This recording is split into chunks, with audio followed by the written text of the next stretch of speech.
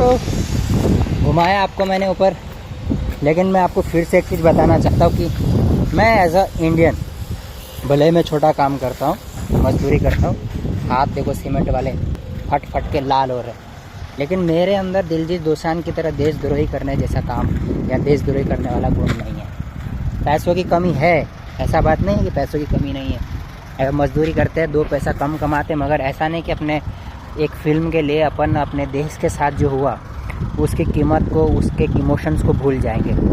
तो भाई देखो, ऐसा बड़ी कोई वो बात नहीं है कि देश के अंदर गद्दार नहीं होते हैं या देश के अंदर इस तरह के लोग पैदा नहीं होते हैं। देश के अंदर इस तरह के लोग बार बार पैदा होते रहते हैं ताकि समाज के अंदर एक जागरूकता फैली रहे। और ये कलंक जो है, ये सरदार जी ने जो है अपनी एक 2 छोटी सी 4-500 की एक छोटी सी मूवी के लिए उसने अभी जो इतना बड़ा हमारे साथ हादसा हुआ है, जो हमने इतना बड़ा गम झेला है पहलगाम अटैक के बाद, उसके बाद जो दिलजीत दोसांझ ने ये किया है।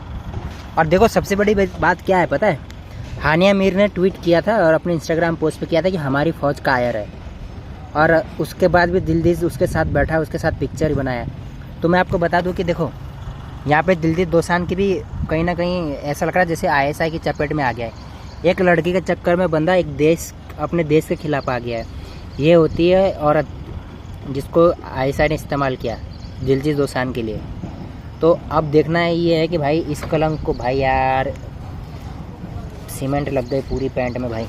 कल ही रात को मैंने 2 बजे कपड़े धोए थे भाई, फिर से लग गई भाई, जाती भी नहीं है ना जल्दी से। तो भाई दिलजीत दोसांझ लगता है वो सारे सेक्रीफाइसेस भूल गया है जो हमारे समाज ने, सिख समाज ने इस राष्ट्र के लिए दिए हैं, अपने धर्मों के लिए दिए हैं। पर ठीक है, ऐसे 2-3 लोग होते हैं, लेकिन अवेयर हो जाना चाहिए लोगों को कि ऐसे लोगों को फॉलो करते हैं, ऐसे लोगों को मार्गदर्शन बनाते हैं। कुछ वक्त के लिए इंसान अच्छा था, मैं इसको बहुत फॉलो करता था क्योंकि इसकी बातें, इसके गाने अच्छे लगते थे मुझे। लेकिन कभी कभी ऐसा, आपने आस्तीन का सांप सुना होगा कि दिखता अच्छा है लेकिन डसता है तो बहुत बुरा डसता है। तो वही चीज़ दिलजीत दोसांझ ने की है। फिर भी ठीक है, उसके पैसों के लिए, उसके धंधे के लिए, उसका जो बोलता था मन उसने किया।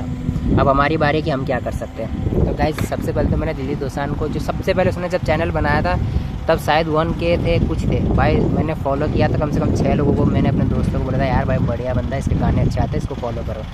तो सबसे पहले मैंने अनफॉलो किया है, अनसब्सक्राइब किया, और बाकी चीज़ें जो मैं कर सकता हूँ अपनी तरफ से एज ए इंडियन, मैं जानता कि मैं कंस्ट्रक्शन साइड या छोटे मोटे काम करता हूँ, लेबर हूँ, एक इंडिया का छोटा सा लेबर, 3rd क्लास बोले तो एक ऐसा लेबर जो शायद देश के साथ कुछ, देश के लिए कुछ कंट्रीब्यूट भी नहीं करता हो, लेकिन मैं एक चीज़ कंट्रीब्यूट करता हूँ, वो है मेरी मेहनत, जो कि मेरी ईमानदारी है।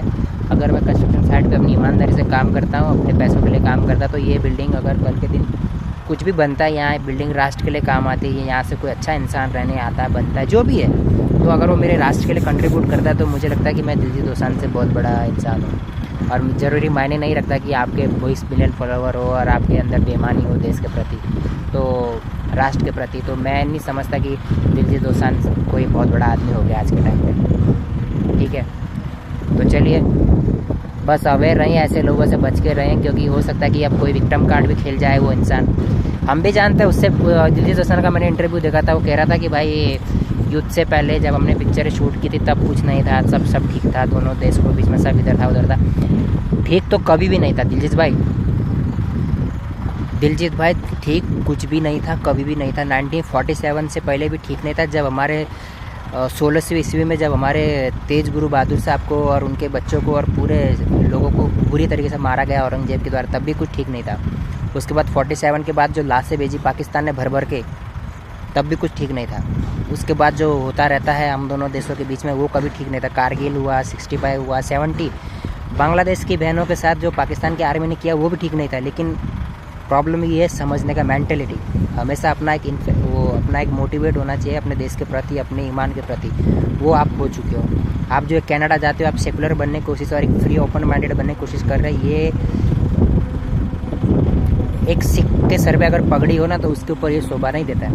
आप उन खालिस्तानियों की तरह ट्रीट कर रहे हो जो अपने देश में तो कुछ बोल नहीं पाते, दूसरे देश में खालिस्तान मांग रहे हैं। और याद रखना, इस खालिस्तान की एक जो कल्पना है ना कि हम खालिस्तान बनाएंगे, पंजाब का एक माटी भी नहीं ले पाओगे आप। जान देनी पड़े, पहले तो हम जान ही ले लेंगे, लेकिन अगर जान देनी पड़े इस राष्ट्र के लिए, उस चीज़ से भी पीछे नहीं हटेंगे। और ये कोई बोलने वाली बात नहीं है, कुछ फ़र्क नहीं पड़ेगा अगर हम एक राष्ट्र के लिए कुछ कर गए, मर गए, तो कोई वो बड़ी बात नहीं है, ठीक है। और आप जैसे कलंक नहीं लगाएंगे अब अपन कौम पे, अपने मज़हब पे, तो